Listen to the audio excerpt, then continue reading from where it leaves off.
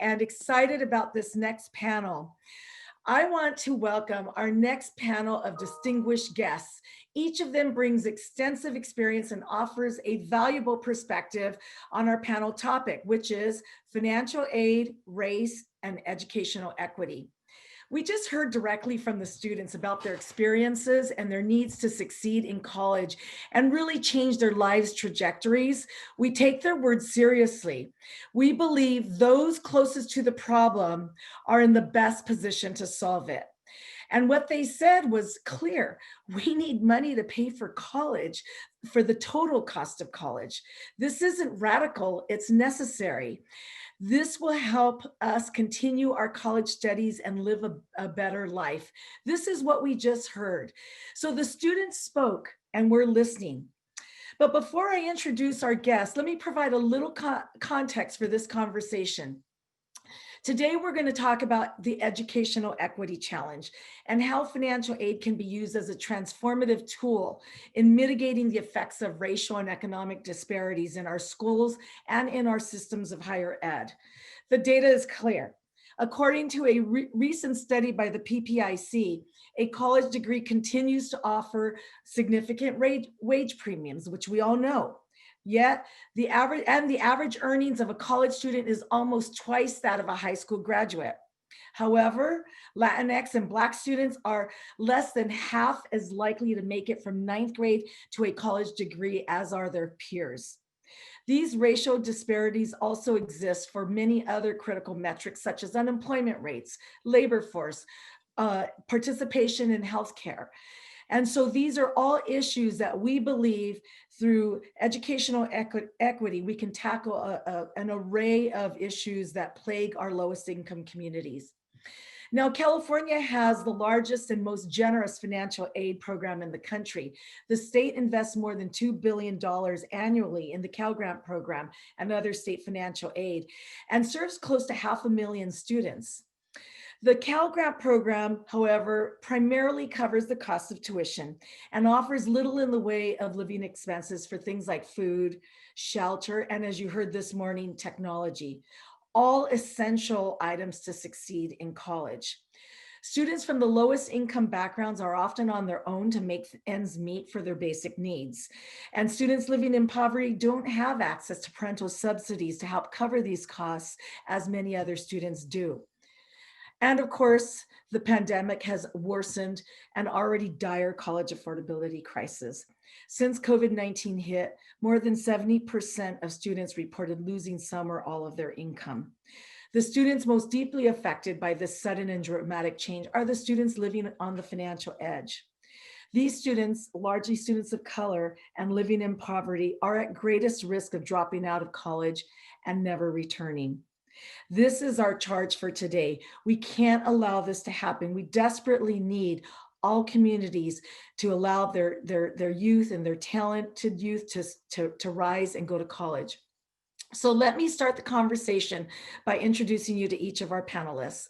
I'm really pleased that we're able to have such a great group of people with really important insights to share, given the type of year we've all been through this year.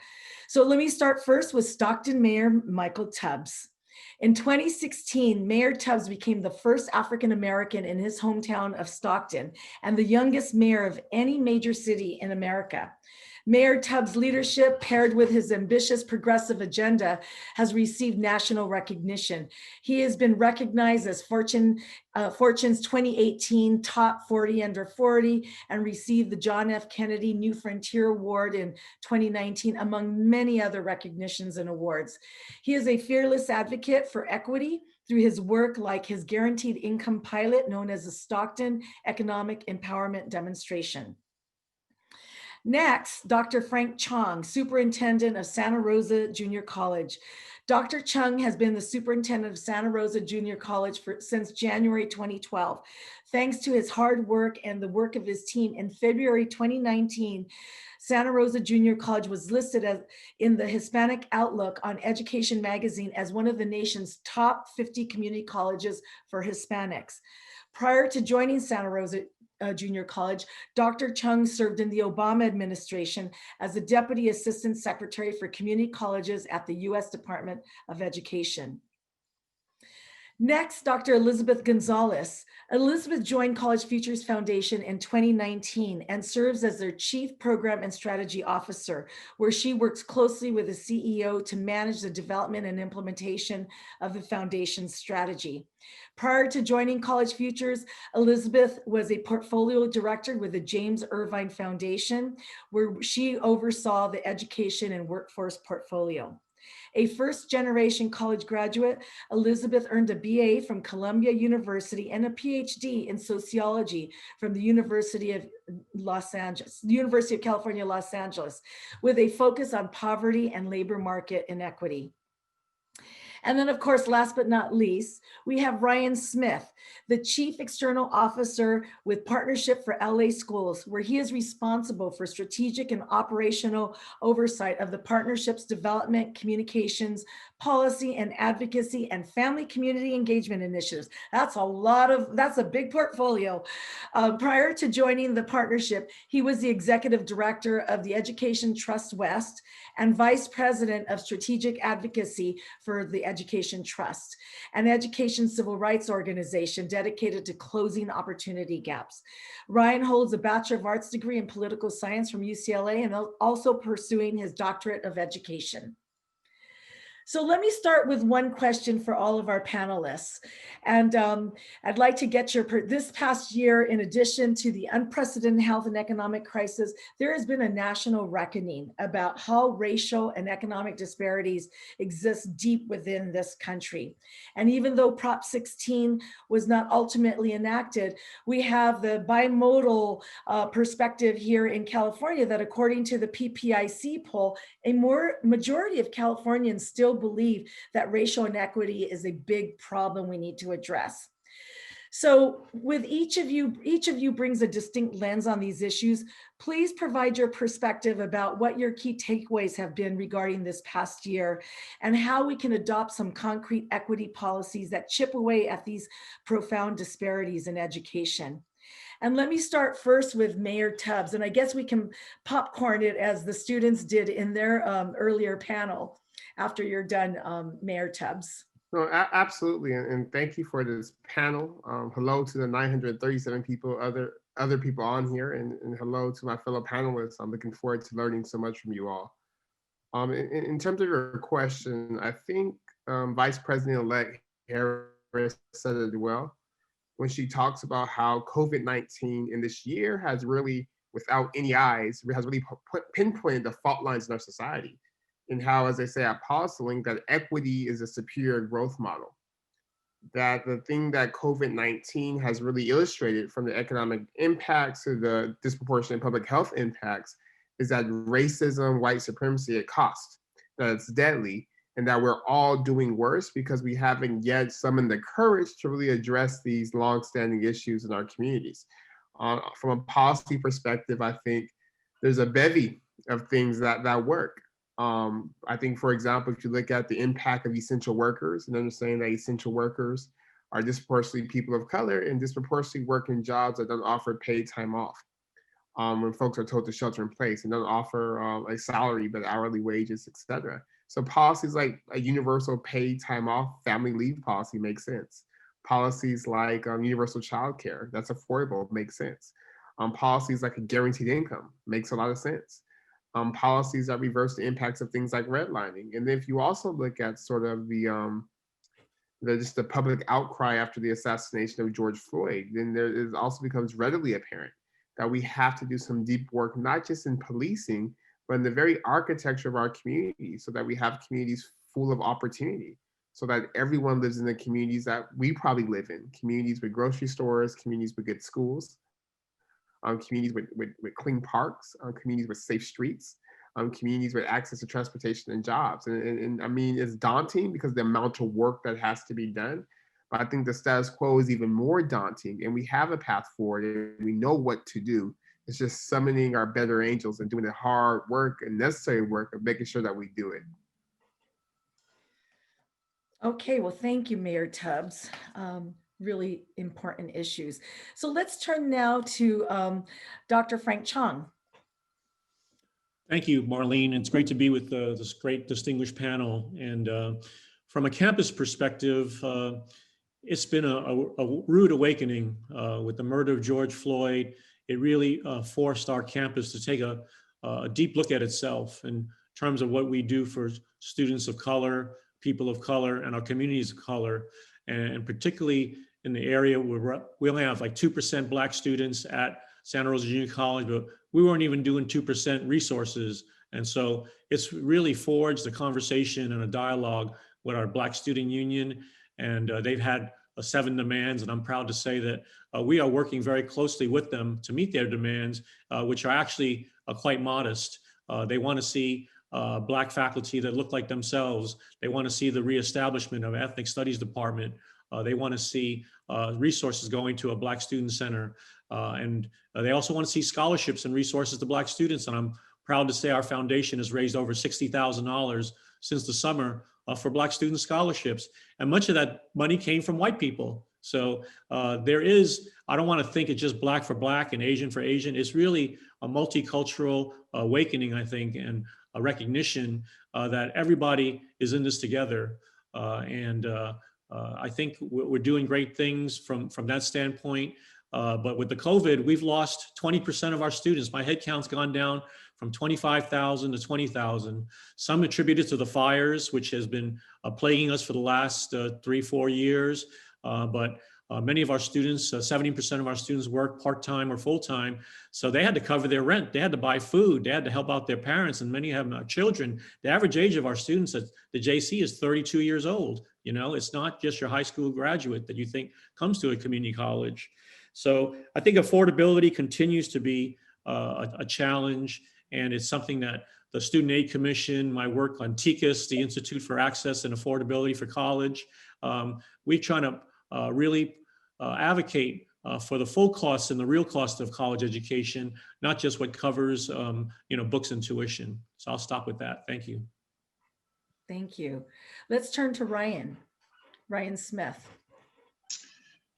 So appreciate the opportunity to speak. Really excited to be on a panel of folks that I really admire. I'm also just reflective in this moment for a number of reasons. One, I am a product of California. I'm proud of the state. When we talk about equity policies that have recently passed, very fortunate to see Prop 17 pass, which provides those who were on parole their voting rights. Measure J in Los Angeles. These are equity policies that are really exciting. But I will say this, there is a disconnect between California, the California we know, the narrative that we are a progressive beacon on the hill for the country, and then seeing the results of Proposition 16, which shows that oftentimes we can talk the game of equity, but are we willing to walk that talk?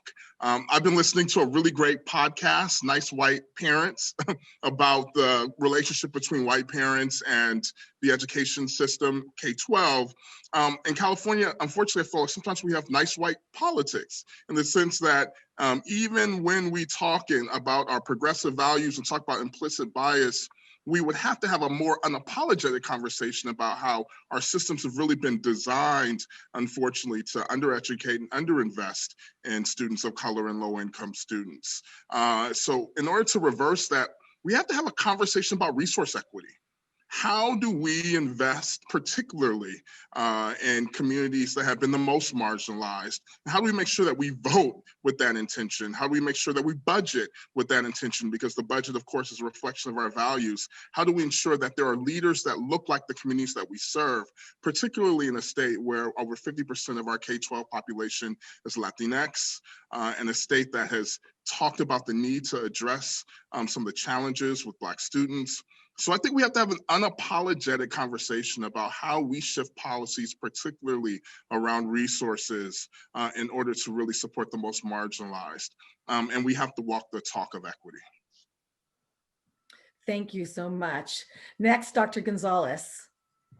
Thank you. Buenos dias, everyone, and what a wonderful panel to be on. And when you're at the end of an opening like that, you think, what do I say? But I also think about it as a privilege to say that there's just so much alignment and connection. As Marlene, as you introduced, I'm with the College Futures Foundation, and one of the things that this moment has elevated is our commitment to equity. It is one of the core values of the foundation, a foundation that's committed to equitable BA completion, that the future holders of a bachelor's degree in California actually mirror the state's population.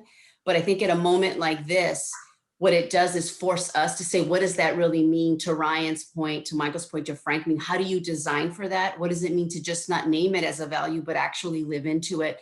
At the foundation over the, for many years, we've been focused on actually closing equity gaps, but also asking what's happening in the higher education practice and policy that actually reinforces those things. So looking at things like developmental education, which has an unequitable impact on our students of color, students from low-income families, readiness, college readiness, all those issues that you named at the beginning, Marlene. I think that we will continue to do that, but what we're going to do is actually do it even more forcefully, as we've been saying at the foundation, making the implicit explicit.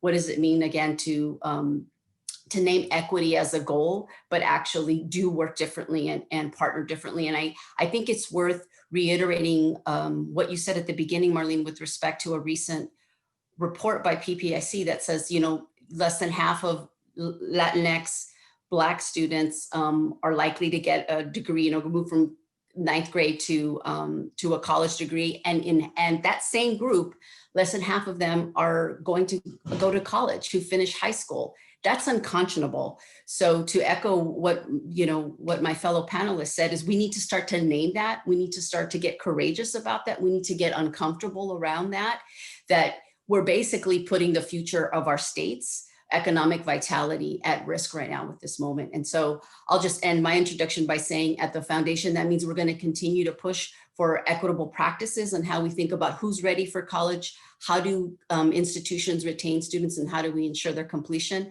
And I'm thrilled to be on this panel because affordability is a huge part of that. And those things are connected and they're not separate. Thank you so much, Dr. Gonzalez. And you all have put a lot on the table, a lot to unpack, but I think really the takeaway, the common thread from all of you is, if we're serious about tackling equity, this equity challenge, we need to be honest and we need to name it for what it is. And I think we need to move away from comments like underserved and low income to what it really is: race and poverty, which is at it comes together to affect so many of our students and makes it challenging. So let's start the conversation now and get a little more specific and tactical. So I'm going to go ahead and with the same sequence. I'm going to start with Mayor Tubbs.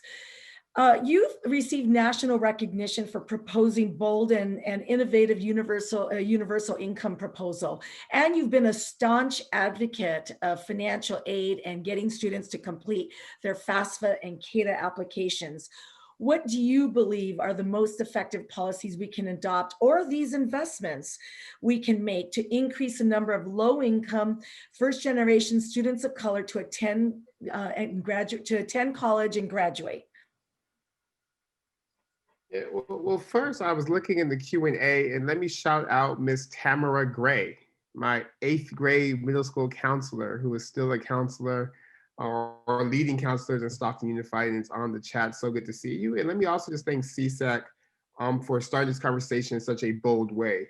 It's very uncomfortable and it's not fun to talk about inequities and talk about racism, but that's literally the only way we get well, is if we talk about this sickness. So I thank you for your leadership and forcing the conversation. And in terms of this question, I think, as we know, the research tells us that the issue with students of color, of low-income students, et cetera, isn't their intellect.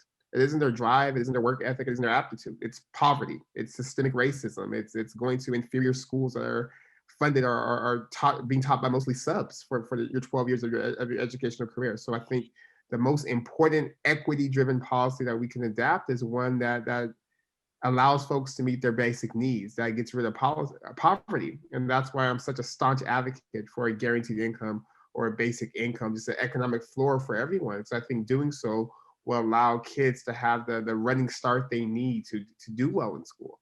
But in addition to that, we also understand there's things that that poverty is not just concentrated in households, it's concentrated in neighborhoods and in schools. So we have to really rethink our school funding formulas. It makes no sense to me that property taxes are the basis for school funding when we know that property taxes are proxies of wealth. So if you live in an area with higher property values, you have higher property taxes. So your school is a better resource, knowing that students who may come from families with less home values probably need more resources within the school. So we have to have a conversation about school funding that's equitable. We have to have a conversation about teacher assignment to make sure our students who are just as smart, but may need more resources for things outside of their control, have at least access to the same teachers as everyone has, or better teachers. But right now in the status quo, they get the worst. They get the least experience. They get the ones who have the least credentials and mismatched credentials, et cetera. So again, not necessarily easy things to do, but we know what to do. We know what works, and it's just a matter of something to will. And I think you said, Dr. Gonzalez, and getting everyone to see that we all do better when we all do better. That educating everyone is good for all of us. That making sure everyone has access to quality education is good for everyone. Like no one loses by leveling the playing field. And I think that's just as we've seen with Prop 16 failing in California, that we just have a long way to go into understanding that. Okay, thank you so much, Mayor Tubbs. I'd like to turn to President Chong. So Santa Rosa Junior College has a very high Latinx undocumented student population, 37%.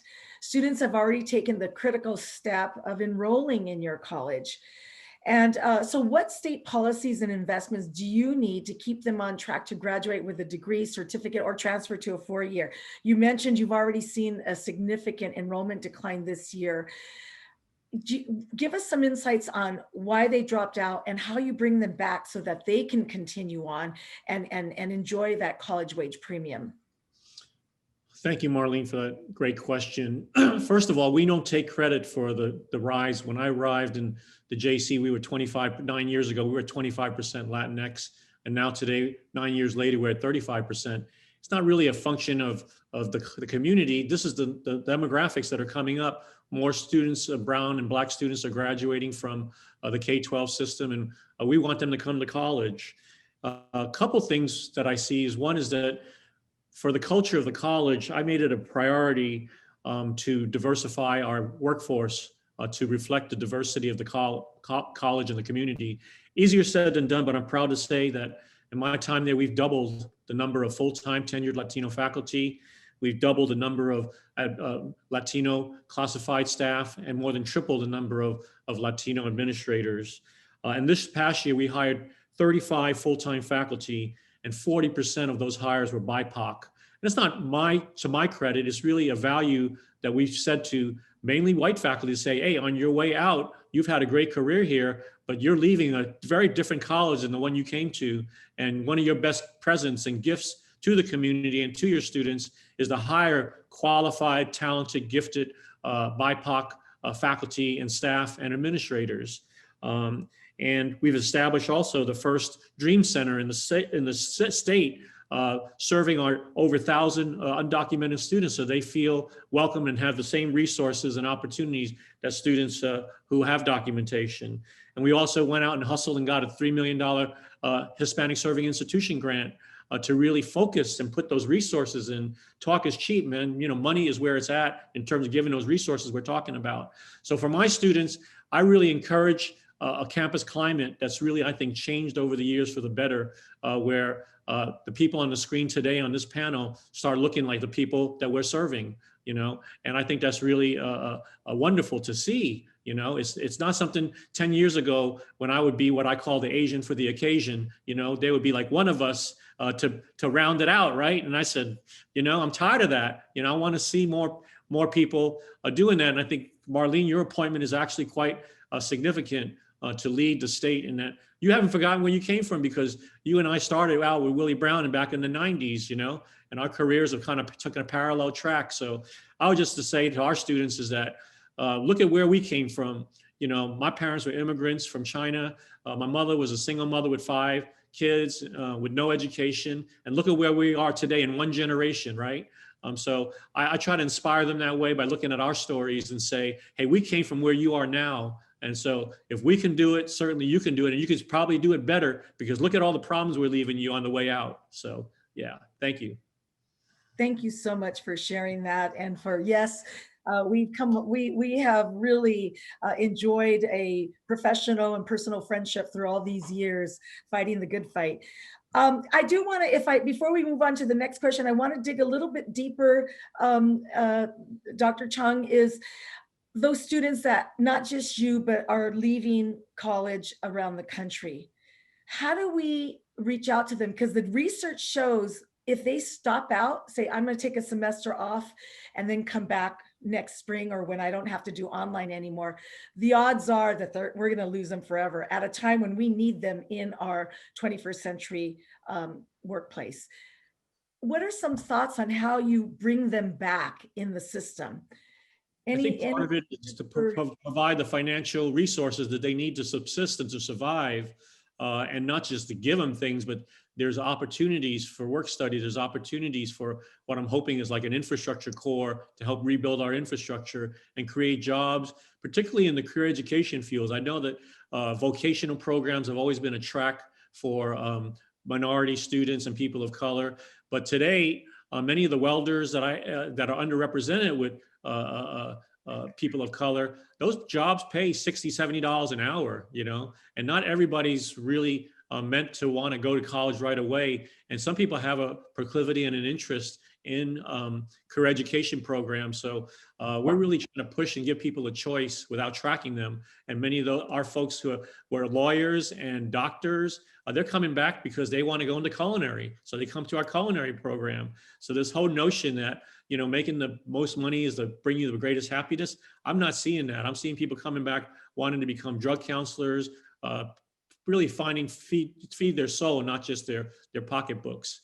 So I think there's a lot of changes going on in our colleges where we really need to look at the true cost of college. Santa Rosa and Sonoma County is the 6th most expensive county to live in the state, but there's no differentiation between our county and say Tulare. And I don't want to take money from Tulare, but you got to look at the cost of living in LA and the inner cities where most of the people of color live. It's way higher than in the rural areas. So I think that's one factor that I would really push for, is to really look at the true cost of living in the communities in which we live.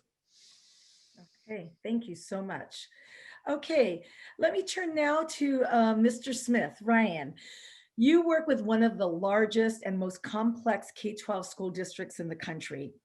How do you prioritize your work to focus on what matters most for helping underserved students understand that they can afford and succeed in college? What are the biggest challenges, and how can state policies and investments specifically help move the needle on these issues? So we turn that light bulb on for more families that didn't think it was possible, and they meet you and your team and the community you work with, and they say, I can do it. How does that happen? I appreciate that.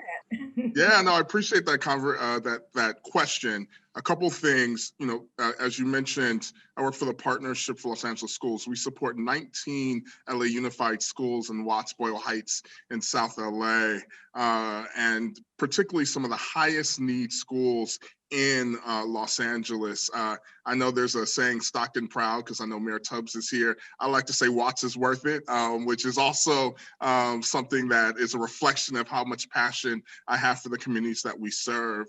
I think there are a couple things that are really important when we think about this issue. Number one, having worked, supported advocacy in post-secondary and supporting schools in K-12, it's about time that we take away the wall between K-12 and post-secondary and have a really good conversation about how we bridge the gap there. There's no reason why our policy should not be a through line, literally kindergarten through college, in a state as dynamic as California. And now's that time to really invest. I'm really proud of Governor Newsom's effort to implement the cradle to career data system. I like to say data are sexy. That may be the nerd in me, but I will say that we cannot change inequities if we don't know where they exist. We need to have open data that shows us where our pipeline is leaky, for lack of a better term. And we particularly need to make sure that we are prioritizing the transition from K-12 to post-secondary, particularly for our most marginalized students. And as you mentioned, Marlene, unapologetically speaking about our students of color, as well as our students who live in poverty. I think that's really important.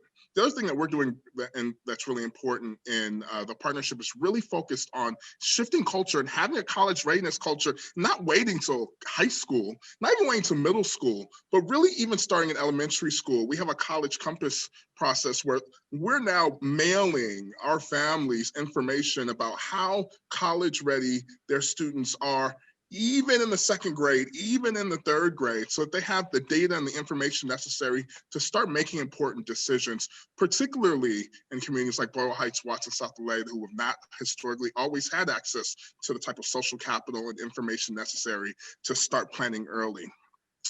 Last but certainly not least, I think it's really important that we just put our money, morals, and values where it matters the most. If we look at the state of California, we can target the communities where we have the highest concentrations of low-income students and students of color and think differently about resources. We did it with the local control funding formula in Los Angeles. We have the Student Equity Needs Index. We need to do that even more so when it comes to our financial aid systems as well. We have to target where the need is. Thank you so much. Data, data, data, but it's about people, people, people. Okay, Dr. Gonzalez, for you. So you are one of the leaders at the College Futures Foundation, a philanthropic organization dedicated to advancing higher education equity for students who grapple most with these issues of poverty and racial injustice. When thinking about the future, what are the big policy and best practice ideas we should be thinking about at the state level to address improving opportunities for students across the board? Thank you, Marlene. And I was just, I was thinking, Dr. Chong, as you were speaking and giving an example, I will definitely get specific and talk about affordability, but I don't want to lose the opportunity to say how important it is to create the conditions for change. And Dr. Chong, your commitment to equity and diversity and representation are part of that. And so when I think about actually the best practices, Marlene, I think that is part of it, are creating conditions for change, equity-minded leadership that actually serves our students of today. And so with that in mind, I do want to address the question around affordability. Our students are not the same students from decades ago. They're not subsidized by a middle-class background. The students that we are whose lives we're trying to improve, who we believe education being that vehicle for mobility, are the students that we're talking about right now. And so really critical is to understand that the ability to go to college is connected to the ability to take care of your children, to keep working, given the students who work. And so, one of the things that we talk about is just the importance of bringing together, continuing the work around FAFSA completion, making sure that high school students, recent graduates, know and are applying at higher rates, adjusting financial aid outreach efforts, in this virtual setting. Likewise, improving financial aid application for community college students through information campaigns to normalize FAFSA completion for community college students. FAFSA completion would allow more community college students to participate in Cal Grants, Work Study, Pell, federal emergency aid, and other potential financial resources. The theme here is let's maximize the resources and the uptake that we have. And I would also say connecting financial aid to other resources for college students. We really need to work toward a more seamless system of connecting low-income students to applying to Cal Grant and CalFresh benefits in a cohesive way, so that we ensure that students who qualify for CalFresh, for example, those receiving TANF dollars, are enrolled at Work Study, are also aware of their eligibility and apply for that. But I think in addition to that, Marlene, I think it's important that we continue to do the work to actually reimagine what the institution and how they serve students. We have to move away from making it the burden of the student to navigate a system that hasn't changed versus actually redesigning the system. And again, Dr. Chong spoke to, what it looks like to do that. We need to create higher ed, whether it's community colleges or four-year regionals, the UCs, that actually create welcoming environments and acknowledge that that typical college student looks really differently. And so we have to continue to redesign advising, guidance counseling, rethink how we do mentorship so that students have the supports they need to navigate community, what their post-secondary experiences and not have to change everything about their lives. We have to reimagine the institution in order to do that. And so I think that both of those things get at these poverty and racial equity issues are actually, we have to make it a systemic set of solutions for students. And one last thing I want to say, since I have the mic, is that one of the things that struck me in hearing Mayor Tubbs and in hearing Ryan and Frank speak about the place, it's so important that this work is also cultural work.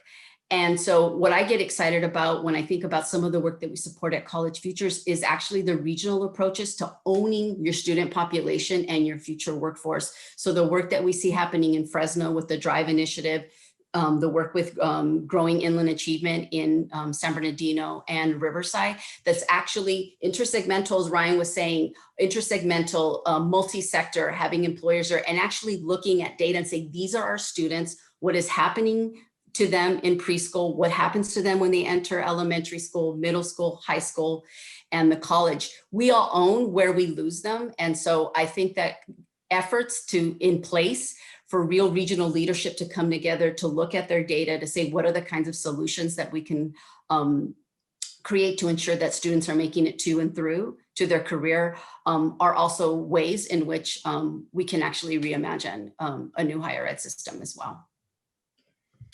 Thank you for that. That is a lot to really think about and really takes us to this new level of the issues we're talking about are not new issues, but what you're talking about is breaking down these silos, and we've got to figure out a way to take responsibility for the solution and owning our piece of the solution. So thank you so much for that.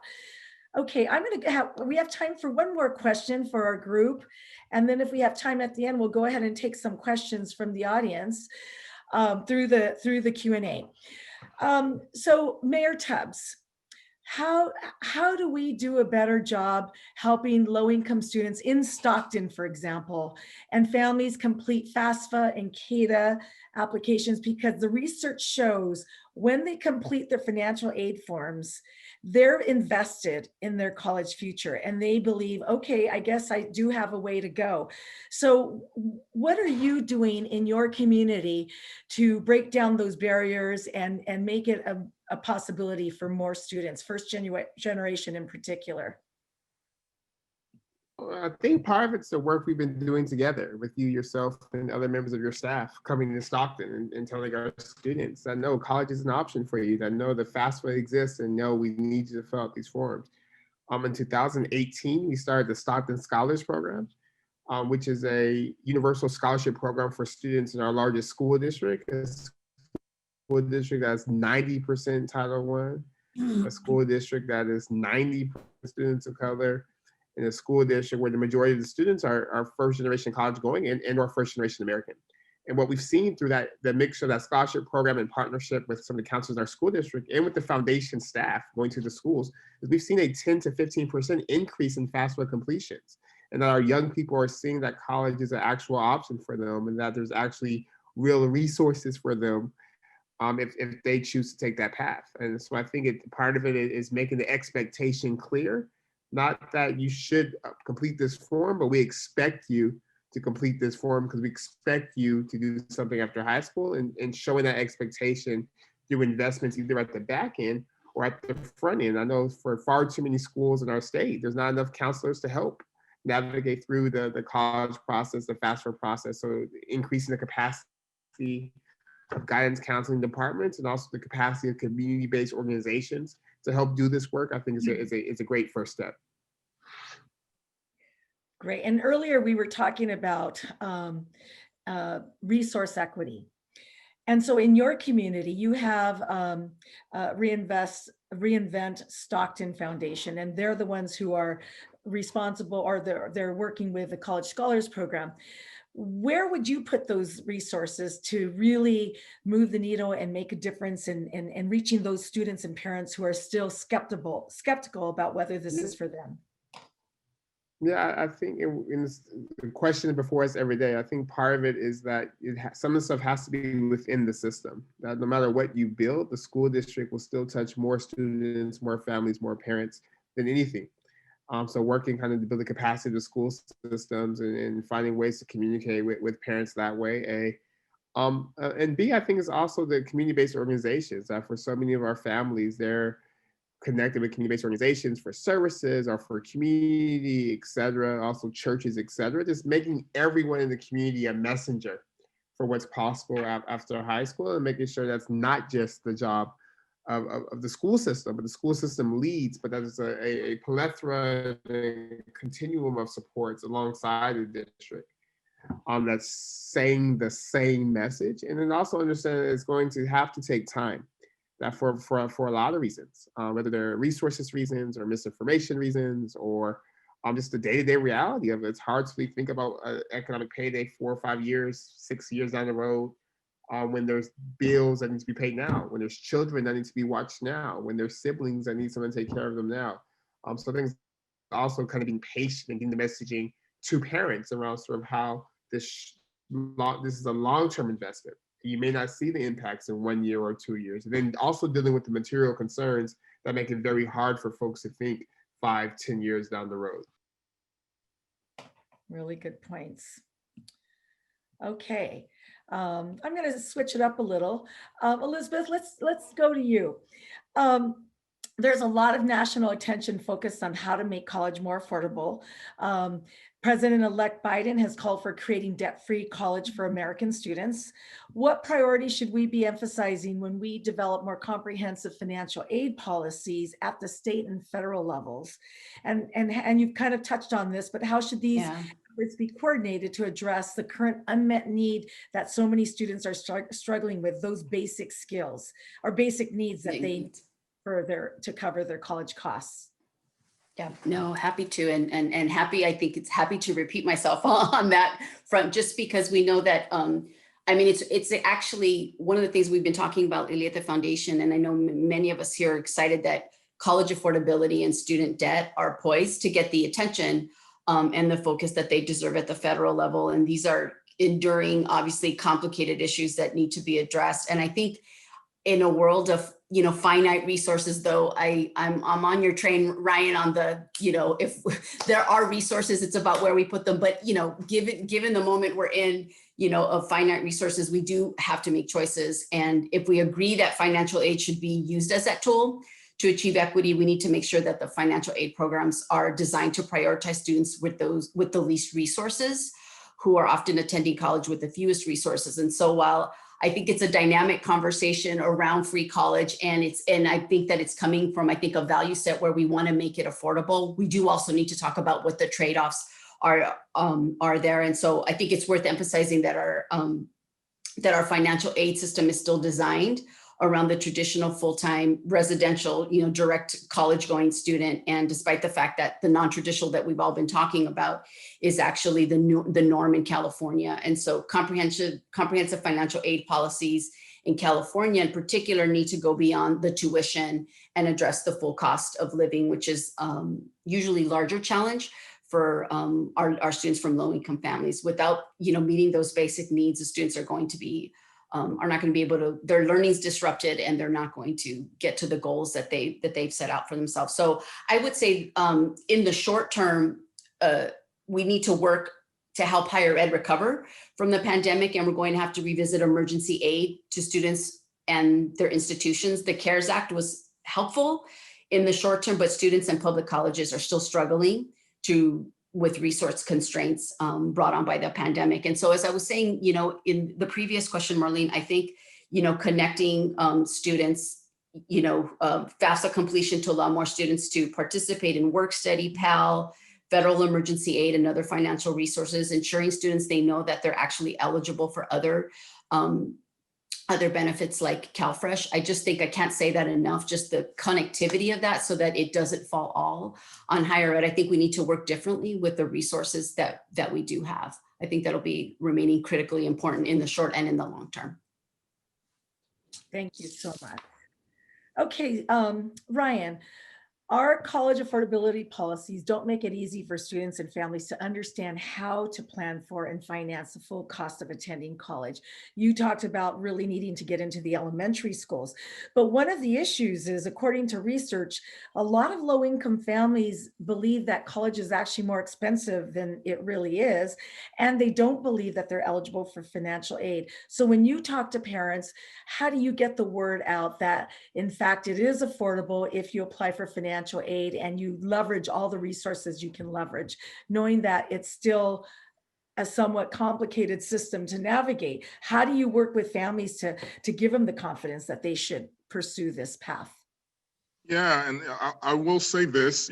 I usually think of Tuesdays as Real Talk Tuesdays. So I'm going to be really straightforward as somebody who's worked with parents and students. We tend to talk about students and families, and this isn't anything that anyone said on this panel, we tend to talk about them as the problem. And in fact, it is, our students don't need reforming. It's really our systems that need reforming. Our students are brilliant, they're powerful, our families are amazing. We just haven't armed, particularly our marginalized families and families of color, with the information necessary for them to thrive, particularly as it comes to affordability. And because these communities where our families of color live have been underinvested, under-resourced for a very long time, we have to do even more in order to bridge that gap. So there are a couple of things. If you remember anything about what I said on this panel, think about Mendez High School in Boyle Heights. In fact, Mendez, I believe, won an award last year during this same conference for their FAFSA completion rates. It's an amazing school named after Felicita and Gonzalo Mendez from Mendez v. Westminster. They pride themselves on social justice. And they said, we are going to do everything possible to meet families where they're at in order for our families to fill out FAFSA and CADA. And there's a couple things they did. One, they held workshops in the morning. They held workshops at night. They held workshops in the afternoon in their parent center. You have an amazing counselor there who made sure to organize other staff to go knock on doors of the students who had not actually filled out the FAFSA in order to make sure that they completed it.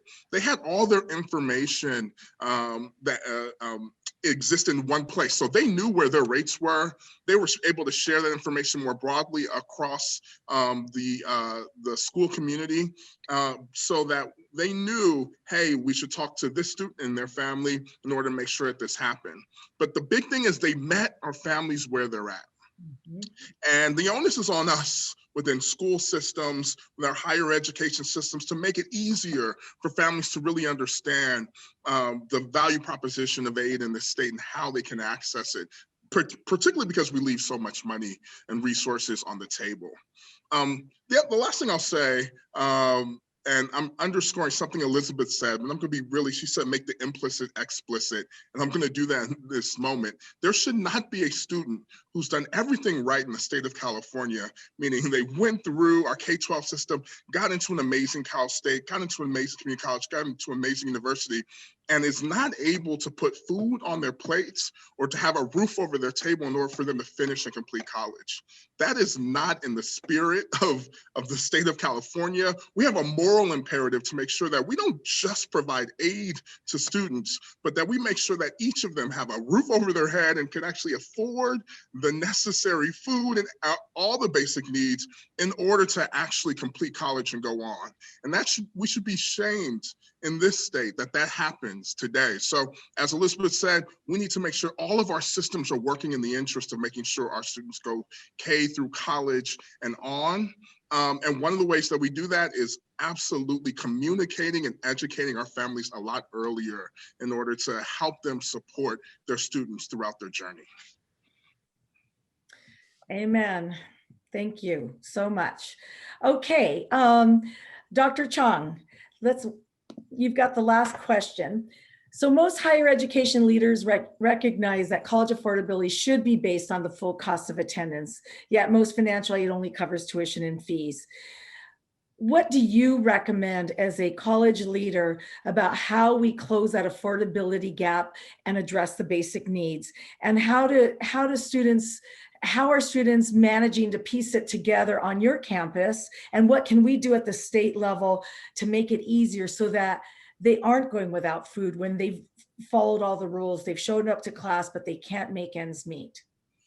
That's a great question. And I brought some of my students with me today, and let's put one on the screen. Let's start with Johnny Smith.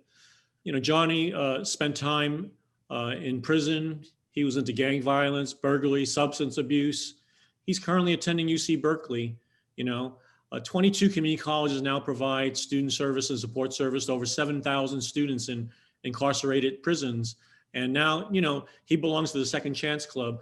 Johnny, I spoke to him the other day, and he said financial aid was so helpful in helping them get through, particularly when you have a record. It's not easy to get a job when you have that type of record. So one of the things we could do is start doing forgiveness and expunging the records of people who have done their debt to society, trying to get back on trail. Why would we create another systematic barrier for them this cat's going to probably get his PhD, but he might have a hard time finding a job because he's committed crimes in the past. So next. Elizabeth Queros, another amazing student. She was into human trafficking, substance abuse, formerly incarcerated. We were able to get a governor's pardon for her, but it took a lot of work with the legislature to do that. We need to systemically try to do these loan forgiveness programs, these forgiveness programs like we do with marijuana now, because she's currently at Sonoma State, and she's applying to the Goldman School of Public Policy. She said financial aid was really helpful to her because, she had a hard time finding a job doing that. And the financial aid she said she bought a car so that she can drive to her job instead of riding a bike. And this is a woman who has 4 kids already, and she's applying to the Goldman School of Public Policy. And I'm hoping that she gets in. So she's going to be another game changer in our society. And Rhonda Findley's on the left, that's her counselor, and Pedro Avila, my vice president. Maria de Los Angeles, the next student, a Dreamer student. She's undocumented. She's one of 1,700 undocumented students. She's over 70,000 undocumented students, and she went on to study at Yale, and she's currently teaching at Pratt in New York. And this is at her opening with my wife Lena at her art show in Santa Rosa. So she didn't have the ability to even get financial aid because of her status. So that has to change, but because of her persistence, she was able to get through. But just think about how many who aren't, so to me, that's wasted potential and wasted to our workforce, future workforce. Next. And this is Jordan Carbajal, another undocumented student, ended up getting his green card. I spoke to him yesterday.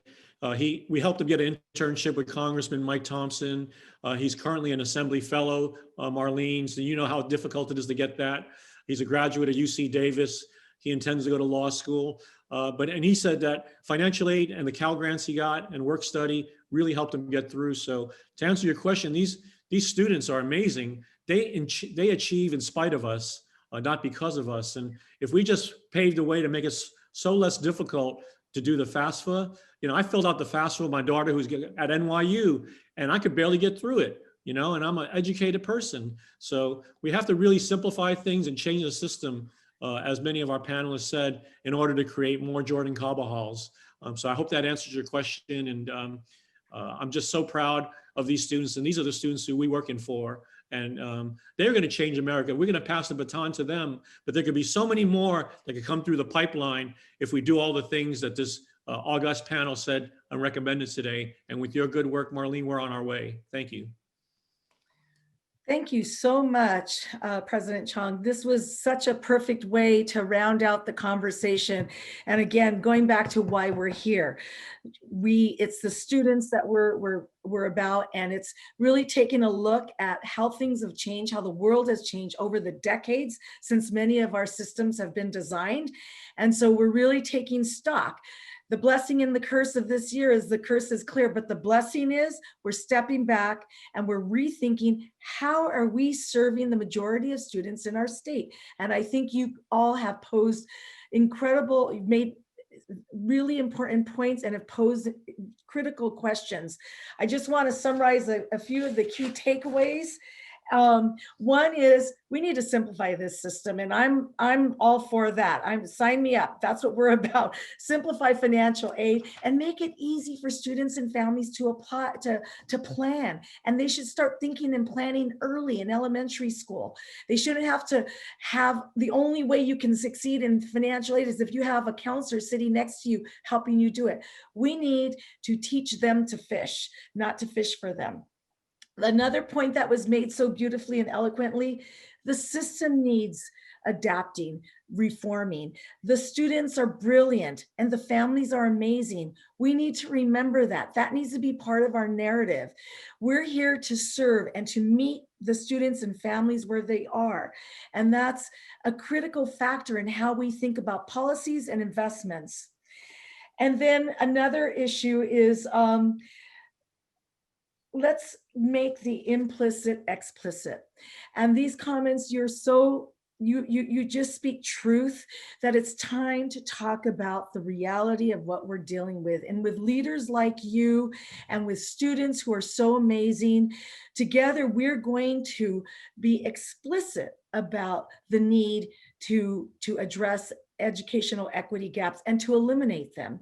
And that we really need to be explicit and direct in our policies, and then look at resources from an equity, look at the equity investments we make in this state. So I think we are just about at time. If any of you have a final comment, we've got about 1 minute left. Please feel free, or we can take a question from the audience, which I think we have a lot of them here. People are inspired by this panel, and seems that a lot of good conversation. Would anyone like to make a closing 30-second comment?